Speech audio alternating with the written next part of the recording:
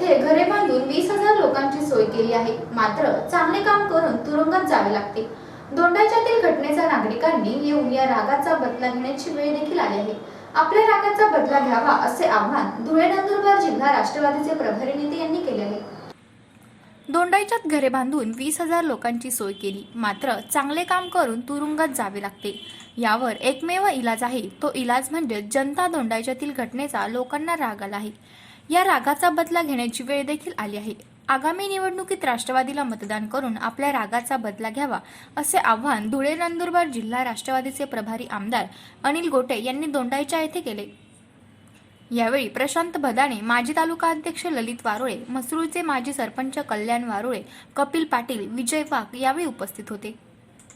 फटाक्यांच्या जोरदार आतषबाजीमध्ये कार्यकर्त्यांचा प्रवेश करण्यात आला। प्रवेशानंतर आमदार अनिल हे धुळे जिल्ह्यातील काहींचा DNA तपासणीची गरज आहे अशा विकृत जमातीला वटणीवर आणण्यासाठी अनिल गोटे दोंडाईच्या आले, म्हणून दोंडाईच्यातील जे कोणी कृत्य केले असेल त्याला 31 डिसेंबरपर्यंत तुरुंगवात पाठवल्याशिवाय राहणार नाही। माजी मुख्यमंत्री देवेंद्र फडणवीस हे अतिशय भ्रष्ट, केंद्रातल्या मोदी सरकारावर देखील त्यांनी सर्व काही विकले जात असल्याचा घाणाघात केला आहे। एवढेच नव्हे तर रिझर्व्ह बँकेच्या 1,82,000 कोटींवर डरला मारला। शिवाय नोटबंदी 4 कोटी लोकांना रोजगार बुडाला असल्याची घणाघाती टीका केली आहे।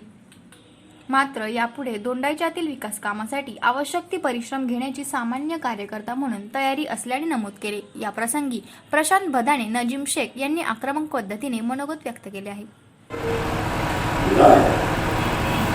मी तुम्हाला एक शब्द देऊन जातो, ज्याने कुणी हे केलं त्याला 31 डिसेंबरच्या आत त्या लोकांना टाकायचं लावायचं।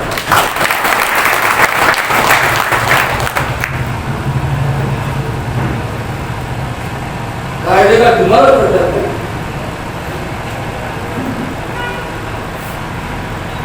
तुमच्यापेक्षा माझा कायद्याचा अभ्यास जास्त आहे। एकासारख्या केस मध्ये मी फिगर वकिलाचा आलेले बाहेर, आणि ज्यावेळेस त्याला टाकेल त्यावेळेला 5 वर्ष वेळ।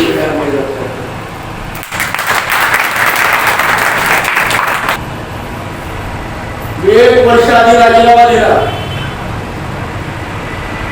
आमदारकीचा। जेव्हा माझ्या लक्षात आलं चांगलं काहीच करत नाही, नुसता नृत्याचा कार्यक्रम चाललेला आहे।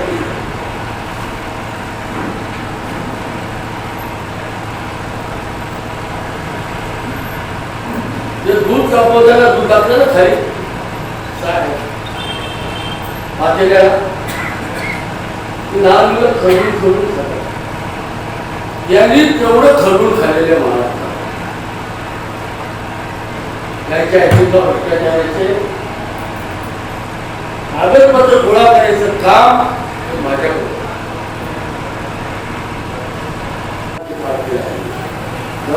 मोदीजी 7 साल गुजरले, तुम्हारी दाढी बढ़ गई, काही झालं। मी ज्या वेळेला राजीनामा दिला त्यावेळेला मला सांगितलं तुम्ही बोलू नका, असं बोलू नका। मी म्हणालो तुम्ही माझी काय बदनामी करता बाहेर?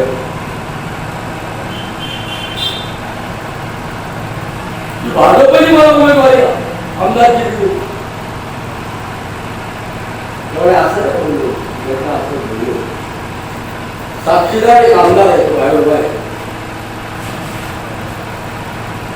मला बोलवलं आणि जर हो सांगितलं तुम्ही खाण्यासाठी आवाज काढायला।